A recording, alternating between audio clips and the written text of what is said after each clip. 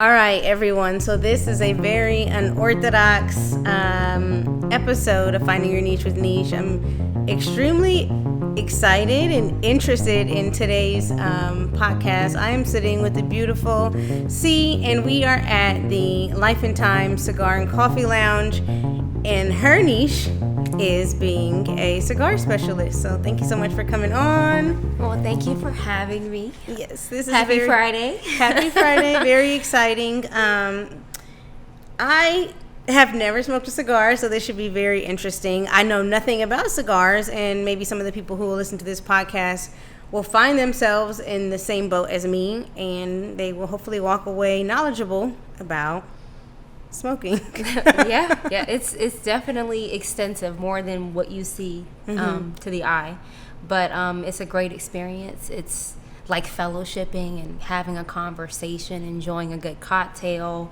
and just having that experience. So definitely excited to share that with you. Yeah, and that's like, okay, so for me, I don't know, maybe it's different in the industry, you know more about it, but for me, I find it to be unusual or unique to find a woman that's in this industry. Is that rare? It is rare. It's becoming more cultured, I'll say that. Okay. When I first broke into the industry, it was very few and far in between. If you were in the industry, you didn't know. You were just eye candy. Empty this ashtray, fill my drink up. I need another ice cube. It wasn't the role that I'm in now. I think it's definitely shaped and changed over the years. Now I'm behind the scenes now. Now you can ask me questions and I have the answers, and I'm not like, what is that? How do I sell them? So it's definitely changed. More women are getting into it because it's becoming a new culture now. It's a fad. Everybody wants to smoke a cigar now. Like they want to celebrate with a cigar, and they want to, have a nice scotch or a bourbon with it. It's a whole thing. Yes. Wow. Okay. And so what made you get interested into this particular industry? Well, honestly, my sister, she was the first one originally to get into the cigar world. She started working at a cigar lounge called,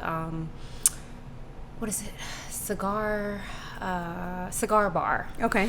And she would come home and she would have the whole house smelling like ashes.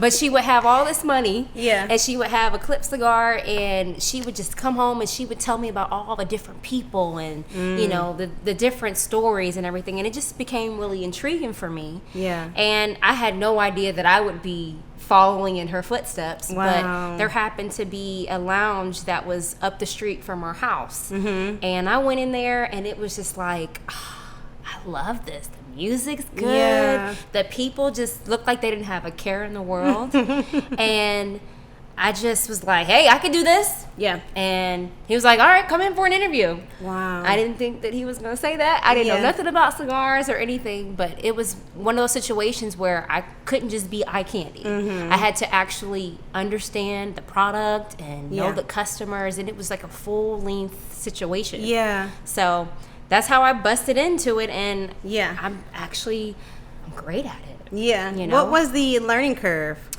It was, understanding that it's not just a stick.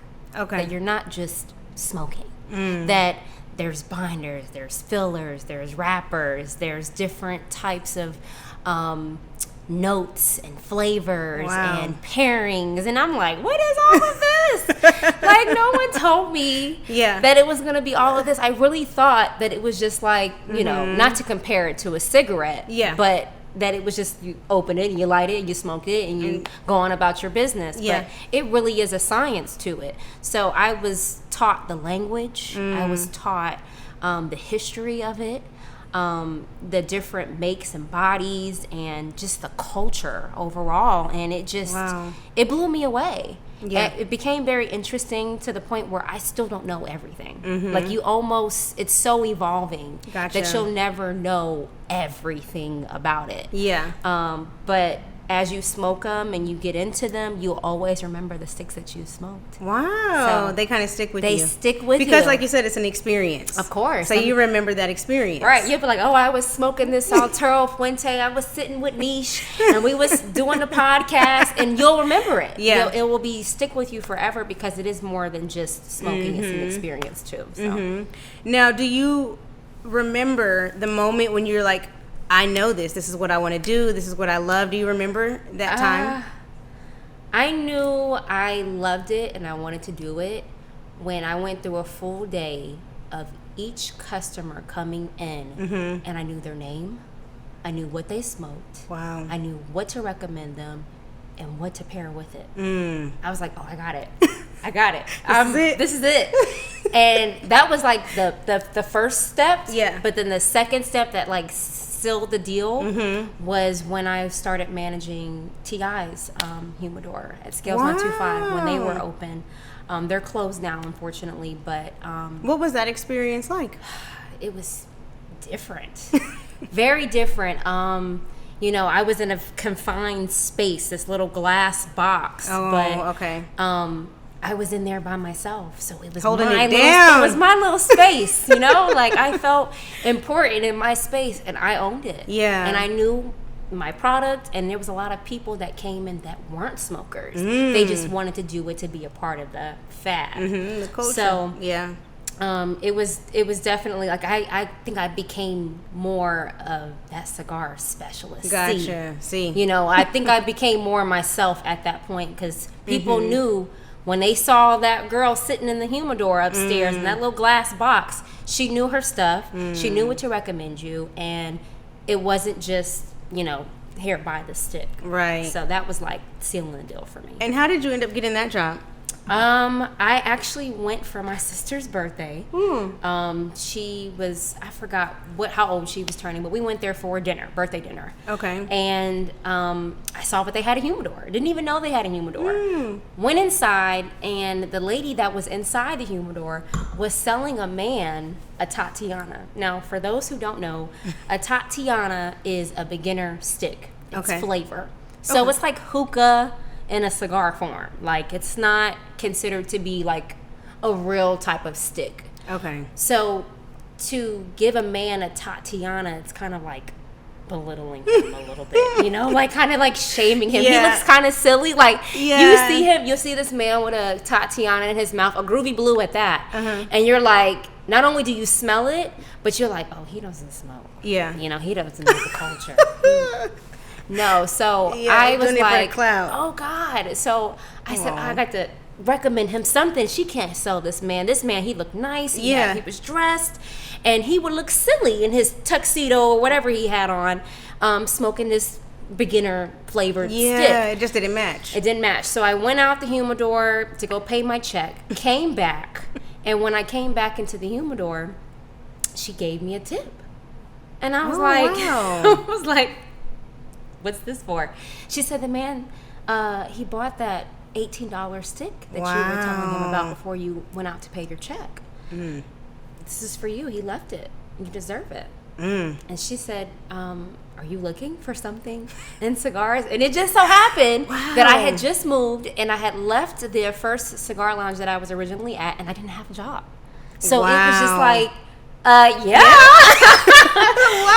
T.I.'s hot. Yeah, sure. That's so of course, cool. Yeah. So it just kind of it flowed, man. That is so cool. And I was there, and I got to meet some great people. Yeah. And do you know? Happen to know T.I. Cigar? No, I didn't even know that he had a stick. Did he got a stick? I don't know. No, I mean he doesn't. I mean his cigar of choice. Well, they said that he liked the Ashton. Okay. But he didn't smoke the Ashton. I'll just leave it at that, okay? He smokes other things. Other things. Yeah. Okay. Well, that's so cool. So I am like super, super naive to the cigar world. Can you talk a little bit about what we have in front of us? Okay, so I pulled a couple of different things from the humidor, and for those who don't know, the humidor is where the sticks live, okay? Okay. They are in there, and they're on the shelves. They're on cedar, Spanish cedar in there, and they're at a 65 to 70% humidity level. Wow. So that was that machine that when we walked inside, it was blowing all this moisture. They have to stay fresh and moist. So therefore, when you actually, I just want you to kind of like squish at it a little bit. Okay, yep. So that they don't crack when you cut them to actually smoke them. Gotcha. And it's not a dry smoke or anything like that nature. I've got this one for you. Okay. It's a beginner stick, but it's not a Tatiana. Tatiana, okay. It's not a Tatiana. It is a GTO Hypnotic. Oscar is responsible for that. He is well known in the cigar industry. If you go to pretty much any humidor anywhere, you're going to see his stuff lined up. So shout out to Oscar. Oscar, that's a good beginning stick. It's definitely the last stick that I would say is in your flavored aromatic infused department before you get to the real deal. You know, it's a good beginner stick because it's not like just flavor like a hookah or something like that. It's got like mild notes in it, a little bit of creaminess, and it's got a sweet tip on it. So if you lick your lips, you might get a little sweetness in there too. Cool. I also brought over another stick. This one's a little bit longer. It's called the Conscious Cigar. It's a black-owned company. He's based in Tampa. Tampa, Florida. And black-owned Lancero, so it's a longer smoke. And Lanceros are sticks that have less filler. So as you can see, this is strong. It's not going to be so much strong. It's just that you're going to get more flavor from the stick. Oh, okay. Right? You'll be able to taste it more as this has more filler, right? See how thick that is in comparison to this? Yeah. This is a lot thinner. That would be considered more like a Toro Gordo because it's a little bit bigger. The gauge is probably like a 6.5 by 56 gauge. So the gauge is the size of it around the circumference. So some people can do 60 gauges, they can do 80 gauges, and those are like this. Those take some powerful. Have you done anything that big? I've done 60. I draw the line at 60, 65. Okay. I don't indulge in the 70s and 80s. That's not my lane. I stay in it. There's 70s and 80s? Yes. Why? Yes. There's some spontaneous people out there. They're very tenacious. Okay. I also have some AJ Fernandez. These are like last calls. What is that? These are little short, little small, little quick smokes. So if you don't really have time and you're just like, it's been a long day, I just need a quick smoke, give me something fast. I brought over a Habano and a Maduro. So the Habano is the leaf and the Maduro is a leaf too. Okay. They vary in their color. As you can see, the Maduro is a little bit darker and the Habano is a little bit lighter. So typically the shade of it will kind of tell you the strength of it. Sometimes. Okay. Because there's some sticks that have a San Andreas wrapper on it, which is a little bit sweeter. Based off its origin, where it may come from. It may come from the tropics. It may come from Honduras. It may come from wherever. So it just really depends. But for the most part, majority of the time, you can figure out the strength of a stick by some of its color variations. Okay. So very interesting. When somebody is smoking a cigar, what should they expect to experience? So if they are new to it and they've never smoked, I always tell people to make sure that they crawl before they walk. Okay, why? Because you'll get sick. No. And you'll be turning colors like me. You'll be turning colors like Pinocchio on your first day. I thought that I could hang with the big boys. Yeah. Came into work and literally all I had was a corned beef sandwich and the owner was like, try this and he's stuffing sticks in my hand and telling me to smoke this, smoke that, and have a glass of wine and drink this scotch. And I was sick. Yeah. I was so sick. Like, people think that you're supposed to inhale a cigar. Okay. You don't. So, we're going to get into that in a second. So, it's important to know what you're doing. So once you do know what you're doing, what can you expect to experience? So when you do know when you know what you're doing, what to expect is just an experience of whatever you're pairing it with that day, right? So, for example, if I just want my everyday smoke would be an Altero Fuente Hemingway. I mentioned that earlier. It's a medium to full stick, which means that as you smoke it, it starts off kind of mild, and then it kind of picks up the strength a little bit. So that's why it's called a medium to full. It comes usually in a Lancero type of shape. Okay.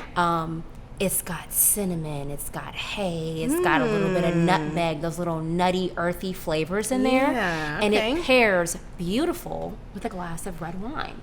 A cab, if you like a cab, I'm a cab girl. So having that after a long day, or maybe just having that because I just want to have a good smoke, is perfect. So really, it just depends on what you're looking for. You know, some folks, they want to take off the long day, so they may want a 70 gauge. They want something that's strong, and they want something that's bold. Off the top. But then you have some people that are like, no, I just want to just be mellow. I just want to kick it. I just want something that has a coffee flavor, and I want to pair it with an espresso. Gotcha. And I just want to relax. I want to work on my assignment for school or whatever. Yeah. So basically, just depending on what you want, depends on the stick and what you pair it with. And how long, like just an average, how long does it take to actually smoke one? So give or take, depending on the size, minimum usually sticks are about 45 minutes to an hour. Okay. So you have that decompression for that 45 minutes to an hour. Like something like this, this is going to be at least an hour minimum. This is like an hour, maybe 15 minutes, right? But then this right here might only be 45 minutes, but you may have had a long day, so you might be hitting it. And so then it may be only a 35-minute smoke. Gotcha. So it really just kind of depends, but how it's rolled and how it's made and the structure of the stick helps for it to burn the way that it burns. Oh, okay. So usually about 45 minutes to an hour, give or take. Wow. Okay. Yeah. Okay, so let's. So you want to cut in? Let's try it. Yes. Okay, so people always be like, so rough, and I'm like, these are babies. They're little like plants. They're little leaves, and they're real, and you have to take care of them. So as you can see, I'm kind of doing this number here where I'm supporting it, and I'm just kind of smushing it up a little bit. I'm not pulling at it. I'm just letting it come out, and then I'm slowly sliding it out, right? Okay. So I have a cutter here. I have a straight cut. It's your first time having it. So with it being your first time having the stick, I do a straight cut. I feel like with a straight cut, you don't miss anything, right? Okay. It's kind of like having a TV screen, and you know, there's a tree branch in the TV screen. Now you can't see part of my face, right? So why not just clear the whole screen so you can get everything? Okay. Right? So, but what before you cut? Yes. What are the different cuts? So you have a straight cut, you have a V cut, you have a diamond cut, what? You have a punch. What? I mean, it gets extensive, oh, right? Wow. So okay. people don't think that it's all of this, but usually on flavored sticks, people usually do a punch because it's like pulling the flavor out. It's pulling it. Okay. I think I may have a punch here. Actually, you know what?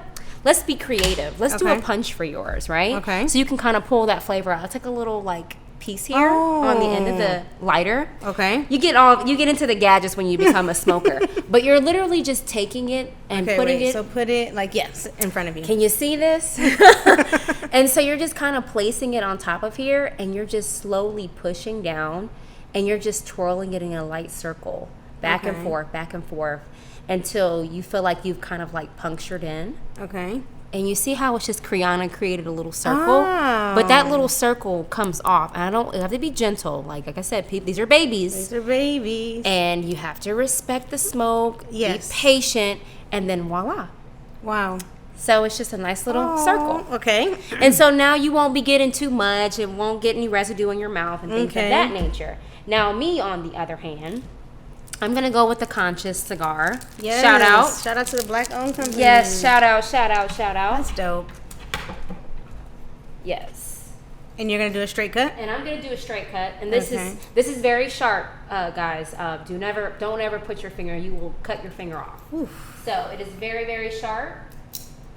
And it's just a straight all the way down. Now, typically, people will be like, I don't want the straight cut because the stuff gets in my mouth, right? So I always tell people, like, you just kind of like wet your thumb a little bit like that and just tap the top of it. And it literally just kind of seals it and doesn't make it, Yeah. But people do, when they first cut their stick, they do a dry pull on it. So if you can put it in your mouth and just act like you're pulling on it, like it's lit.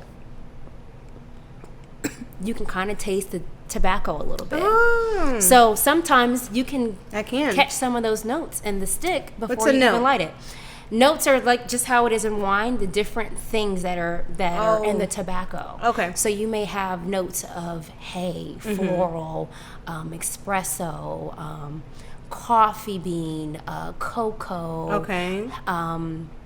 Cream, vanilla, those are all considered notes. Wow. Now, those notes define the stick. That tells you what you can look forward to. Got it. When you're tasting the stick. So, for example, this stick here, the Conscious, this is the Lancero.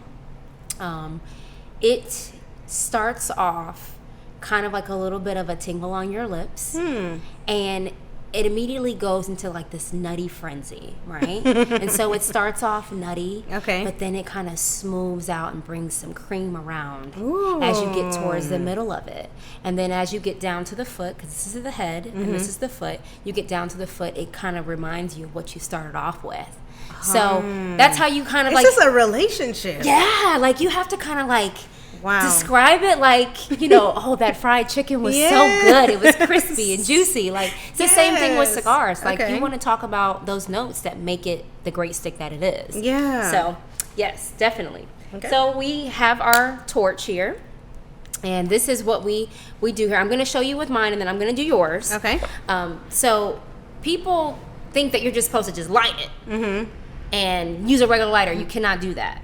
You use either wooden matches or you use a butane lighter. I wonder why though. Because the fluids, like, you know, it's not good for the tobacco. Gotcha. It doesn't light well. It affects the experience and it can ruin the taste of a tobacco. Wow. Okay. So you don't want a regular lighter, a Bic, or anything like that. You want a torch with butane in it. So this is the flame on it. They've got fancy doodahs out here. This is a more, you know, just chill out, you know, take it easy. But you want to toast your stick, right? So as you can see, I'm kind of far away from the stick. I'm not up on it like this, right? I'm actually kind of far, and I'm just kind of going around the surface, and I'm just kind of toasting it, right? Giving the chance for the leaves to get hot, and you're just literally, it's very subtle, right? And sometimes people will pull at it, kind of taste to see where it's going with it, right? Come on, lighter. Don't get silly with me. Okay, yeah. So there we go, right? And then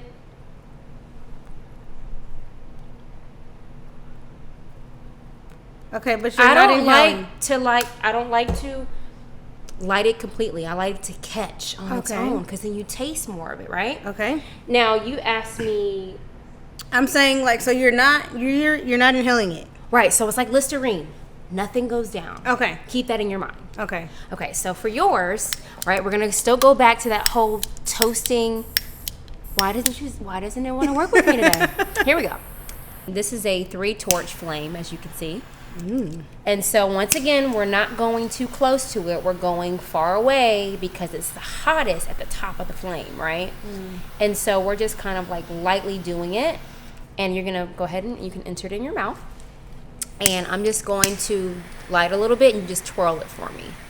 There we go. And so it kind of helps when you like pull and just let some of the smoke out so your mouth doesn't get too full. Yeah. So it's kind of like this, right?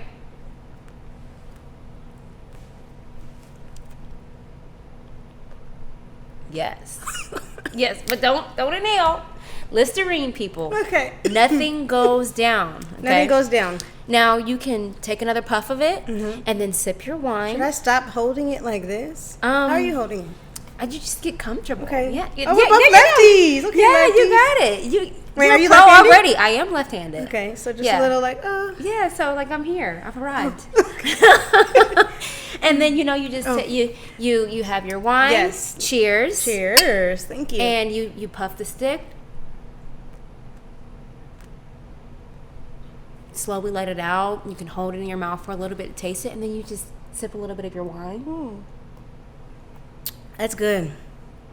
So you talked about pairing a little bit. Yes. Why did you pick this wine to go with the cigars? So the reason I chose wine to go with both of our sticks is because with mine is a medium stick, so it's not too overpowering, and wine is not too overpowering. It's kind of mellow, it's chill, and I've got some cream happening in mine and so do you. Okay. And cream and wine go phenomenal together.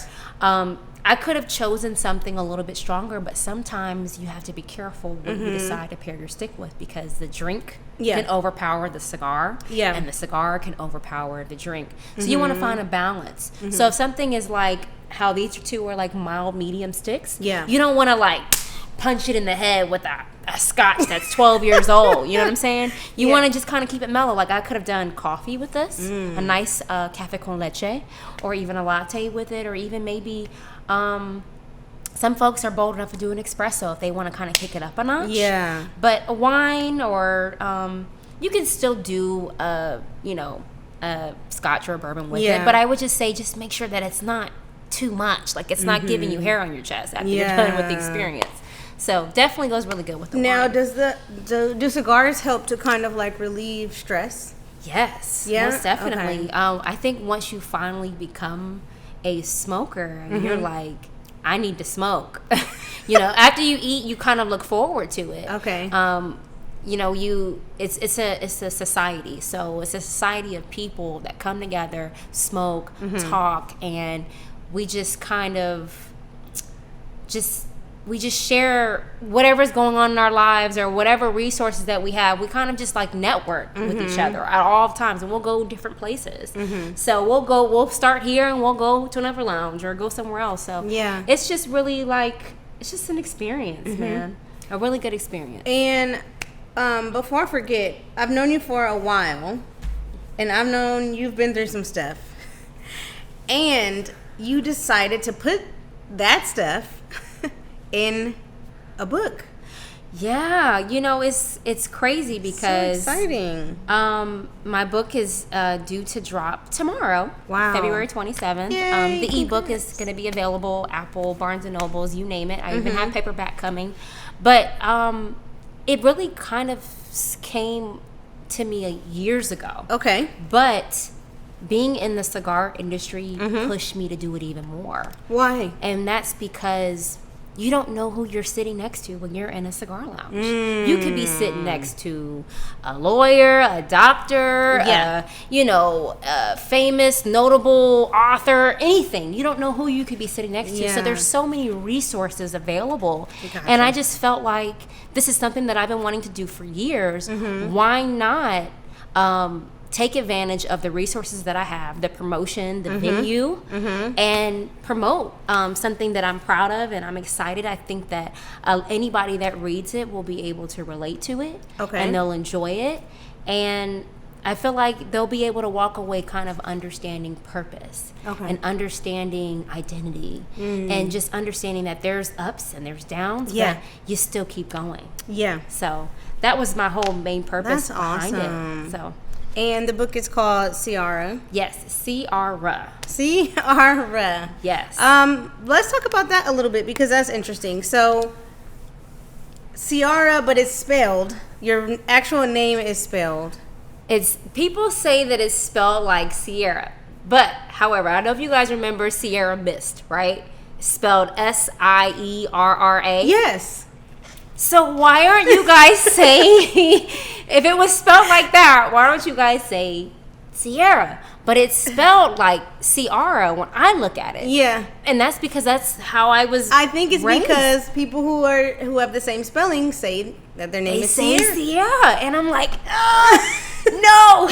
So is this new for you to kind of like reclaim, like, hey, no, this is my name, this is who I am, this is how you say it? Yes. This is an attempt to take back your identity. It is, because as you started off the podcast, you said this is C. Everybody in this industry knows me as C. And that's because they start drinking, they start smoking, and then it turns into Sierra, Clara, Ciara, and all these different names. And I was just getting so frustrated. So I was like, you know what, let me just drop all of it and say C. C cigars, like C for cigars or whatever. And so it just kind of stuck. So everybody that knows me, they know me as C. But then I was like, well, that's not really putting the respect on my name. C didn't do all of these things, or didn't endure all the things that I've gone through. Yeah. So I needed to kind of take that back and say, hey, listen, okay, I said your name, right? So my name is Ciara, and I wrote a book about it, and now you're going to understand why I want you to pronounce it right. Yeah. So it was kind of So now are you going to start going back by Ciara and not C? Well, here's the thing. Somebody just asked me that. One of my customers just said, I'm not going to call you C anymore. I'm going to call you Ciara. Yeah. And I was like, it's okay for you to still call me C because people associate me in the industry as C. So I'm okay with it. But if you decide that you want to use it interchangeably and you want to say Ciara as well, that's fine. Just say it right. I don't care if you say Ciara. It's just that people don't say it right. Right. So I'm okay with either or. I'm not going to be upset. But I will say this. If someone says Ciara, I'm going to be like, who is she talking to? Who is he talking to? I don't know who that is. That's good because I'm actually really big on names. And it's really important for me. I don't know if it's my personality for years. Like, I've just found it to be very important to get people's names right. Sure. Because that's what they answer to. That's who they are. So it's like, don't just skip over that. And I've just always been really good with names. But this book, would this be considered like a memoir? Yes, it is a memoir. That's a fancy way of saying it. Instead of saying, my autobiography, it's a memoir. It's a timeline of my life. It's the major milestones within my life, the things that have made me and shaped me into the person I am today, that's sitting here smoking and having a nice glass of wine with you. So, yeah, it's just from start to finish. I mean, you really get to see me evolve to who I am today, and what I wouldn't change a thing. Wow. I have to just be honest. I wouldn't change a thing. Really? Because, I mean, I wouldn't be right here in this very moment. That's true. So, and the book is a really good size. I definitely want to dig into this. It looks like you have a couple dozen chapters. Yes, it's 20 chapters in the book, including an introduction. Apple Books decided to give you the first 5% as a sample, so you can go on your phone right now and read it if you want to. I didn't want them to do that, but it's fine. I mean, hey, it's out there now at this point. So, okay, let's see if we can do something. So, can I pick one of the titles and you kind of skim over what it's about to give people a taste of what they can expect? Sure. Okay, so all of the chapters, well, most of them. So, it looks like I'm looking at the table of contents, most of them are one word titles. Yes. All right, so let me just pick any of them. The heat is on, y'all. The pressure is on. Okay, let's do, okay, my eyes keep going to crossover.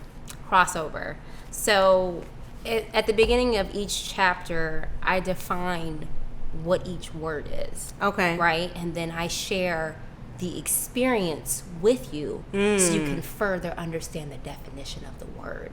Right? Gotcha. So it kind of ties back into my name. Like, I'm not Ciara for a reason. I'm Ciara for a reason. Gotcha. And so now I'm going to tell you why I'm Ciara as opposed to being Ciara. So crossover is about some deaths that occurred in my life. I was very young, and so I was very honest about it, about the deaths in my life, and very emotional. I mean, I said I wanted to do an audiobook on the book, and I couldn't get through like 3 chapters without boo-hooing. So I was like, I can't do that. Was one of the chapters actually that I still cannot. I've read the book a lot. I've been reading it, like every other day. It's just like, did I mess up here? Did I need to change this or change that? But so crossover is about the deaths in my life and overcoming them and understanding that there's life after death. Gotcha. So that's what that chapter's even about. though I do know that, but for some reason when I just saw the word, I wasn't thinking that. It is about, sinking or sailing. So it is like a crossover. What do you think what did you gain from your loss? Understanding to appreciate people while they're here. I don't know if you ever heard J. Cole say, give flowers while they're still alive. Like while they give can people still their smell roses them. while they can still smell them. Right. Yeah. So, just appreciating the lives of people while they're still in existence. Yeah.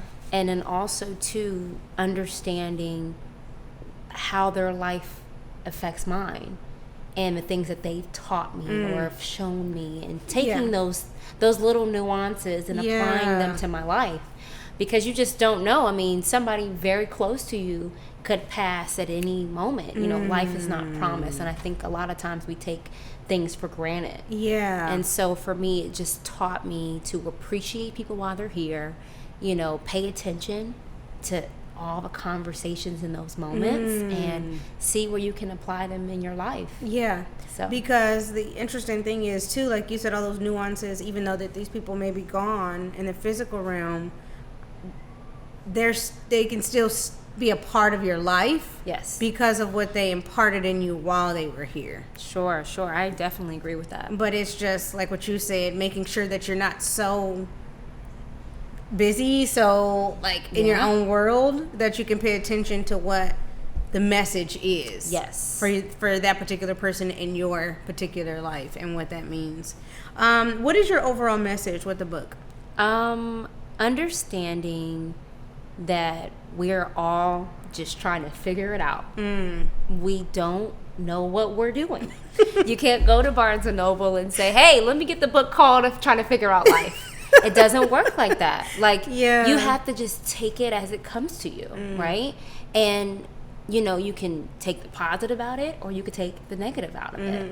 But it's just, for me, like I said, it means just understanding that you have to just take it as it comes to you and, you know, just put your best foot forward and be prepared for anything. Yeah. Because we don't know what's going to happen. At all. Like COVID showed us that we don't know what's going to happen at all. So I would definitely say it's about not having all the answers, figuring it out, falling, getting back up, trying to figure out my purpose, understanding your identity. Yeah. That your name makes you who you are. And you were given your name for a reason. That's good. And so respect a person's name, because let's just say you went to college and you're Dr. Rogers. You know, you want people to call you Dr. Rogers because you went through the journey and the steps that it took to become Dr. Rogers. Exactly. And so that respect needs to be given. So that's the main purpose of the book, is that we don't have all the answers. We're all just trying to figure out our purpose, but at the same time, just respect that our names are pronounced a certain way. Yeah. And nobody else can take credit for anybody else's name. Has it been more difficult for you to write than to read it, or vice versa? I think it's both. I would say it's equal. It took a long time to finish. I'm not going to tell you how long it took because you're going to judge the material. It doesn't matter, it's done. You're going to judge the material off of the years that it took for me to write it. But I'll say this. It took some time because, technologies change, computers crash and you lose composition books and, laptop was stolen, different things of that nature. So I had to keep starting over, right? Gotcha. But also, too, I think a part of that was I still had more life to live. Because you haven't written these stories yet because they haven't happened. Right. These chapters haven't happened. So like, thinking back, if I would have finished when I started, then I wouldn't even have a book right now. I would only have like maybe 2 chapters. Yeah. Maybe, funny. If that. So definitely, it took some time, but it's equal for me because as a writer, I want you to feel. I want you to feel what I'm writing and what you're reading, and I want you to understand, and I want you to be able to relate. Yeah. So that's a task all on its own. So it's been emotional writing it because you have to take yourself back to that same place. Yes. You have to relive these moments. To embody it. Yeah. Right? So going back to that and then also having to go back and read it, I'm like, oh God. Yeah. Oh, that's sad. This is you on the cover? Yes. Tell me about this picture. Where does this picture come from? That picture was a selfie that I took on my iPad in 2014. You look you look like 12 on this picture. I'm okay with that because you know what? Good. That 12C, or I don't know, how old was I? I was like 22. Wow. No. I was 24 years old in that picture. Wow. I didn't have the answers. You can look at me. I look confused. I look lost. So that's part of the reason why I chose it, because when you look at the picture, you see an innocence, but then you also see a look of like, I'm about to say something. Yeah. So that's why I chose the picture. I said I need something that's going to be, a conversation piece. Have people wondering like, what is she talking about? Has there been an area in your life that took you the longest to forgive yourself? Because a lot of people. Drink to that. Let's drink to that. Okay, so my cigar, and we got a lot of heat blowing in here right now, so it's okay. But I'm learning, y'all. I'm learning. Yeah, it's going. We're gonna get you lit back up. Okay, you can try and pull for me. Okay. Let me sit back. Yeah, it's not an uptight experience. Should I be holding it in more, like longer in my mouth? You don't have to. Oh, okay. You can hold it for a second just to taste it. So pull for me. Now pull it again, but keep the smoke in your mouth and just hold it for a second and slowly blow it out. It helps to have the wine. It kind of gets you to loosen up. Okay, so you said pull. So watch me. So I'm gonna pull.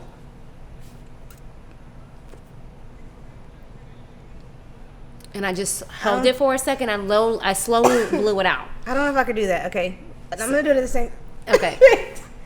I'm gonna do it at the same time as you. Okay. So pull. Slowly let it out. There you go. You got it. That's it. You are You're on the way. You're on the way. I'm on my way. You're on your way. Okay, hypnotic. Okay, back to my question. So you said, is there been an area in your life that took you the longest to forgive yourself for? Yes. Oh gosh, I think it's the whole book. No. No. Yeah. Definitely. There's a character. There's three characters in the book that I really struggled with forgiveness of myself and of them. And I think once people actually get a chance to read it, they'll identify those three characters. Okay. I had to learn and be mature and be accountable. And accountability's hard. Oh God. Accountability is not. There's no handbook for that either. Yeah, accountability is different. Mm-hmm. So that was a big factor. That's huge. I'm loving that you're tying accountability or pairing accountability and forgiveness together, because that's a huge part of the forgiveness is ownership. Right. Mm-hmm. And so with those three characters in the book, I battled for a long time because I felt like you're wrong. You're wrong. But then I also play a role because there's three sides to a story. Yeah. Your part, my part, and the truth. Yeah. And I had to take ownership and be accountable for my place in it. Mm-hmm. And then also too, if I wanted to free myself, I had to be able to forgive. Yeah. I'm blocking my blessings. Hold on, wait a minute now. I'm supposed to have a good day today. But because I didn't forgive you from back in 1997. Yeah. It's affecting me still. It's affecting me still. It weighs on your heart and you don't even realize it. Mm-hmm. And who knows? I mean, they may still be battling it with it too. True. So just on my own deciding to say, hey, this happened for a reason. I'm accountable for this part. Mm-hmm. I can only be accountable for what I feel I should be, accountable for and take credit for. Mm-hmm. I'm going to forgive you, but I'm not going to forget it. I'm going to leave it at that. Okay, so let me talk to you about that, because I think that's interesting dynamic too. So do you think that you're really forgiving somebody if you're not forgetting what they did? Because I can see why people can say that, because some stuff is like it's unforgettable, but can you really separate forgive them? Are you able to? Yes, and I'm gonna say yes because I'm thinking about one of the particular characters.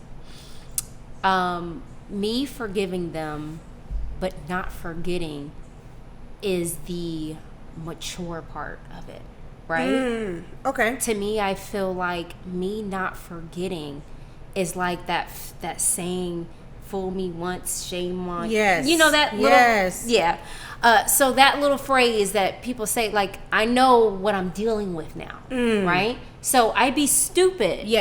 if I were to just clear my index for your name. Yeah. And forget about the things that you are responsible for. Yes. You know, so because the pain, the problem not also caused pain, but it also brought insight. And so I cannot neglect the insight that came as a result, right, of the pain. Exactly. Okay, so that makes perfect sense. So it's sense. like if you, let's just say you come and you rob my entire house. Okay.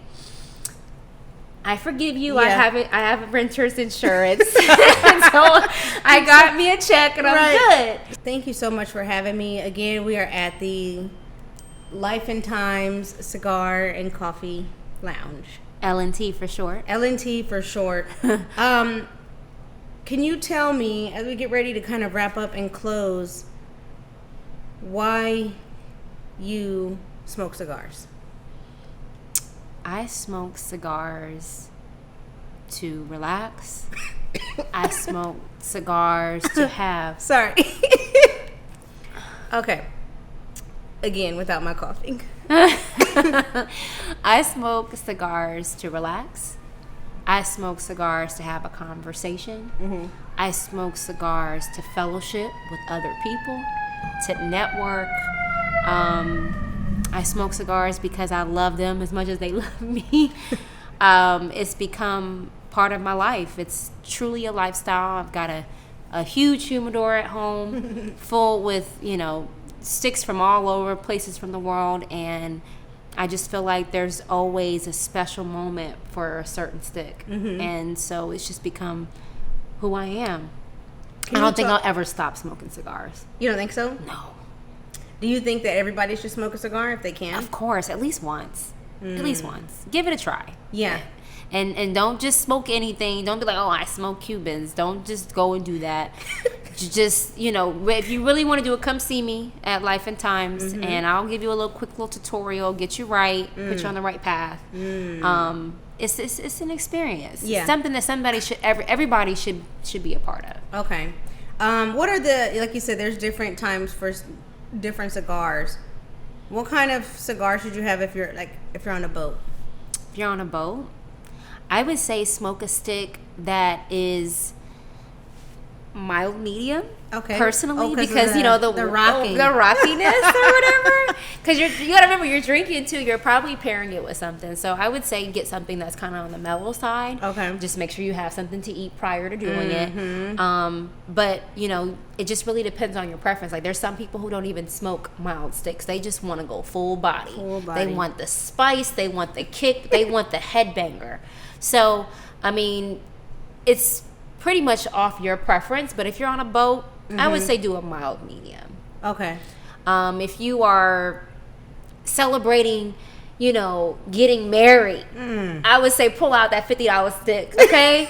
Pull it out. Pull out that Opus X or that Cuban that, you know, somebody gave you 5 years ago.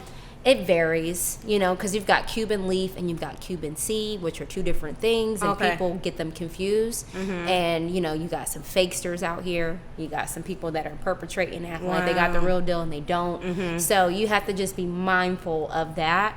I mean, it ranges. I mean, you can get sticks $20, $30, $50, $100. I mean, Behickeys are like $100 and something per stick. One stick. Ooh. I've got one.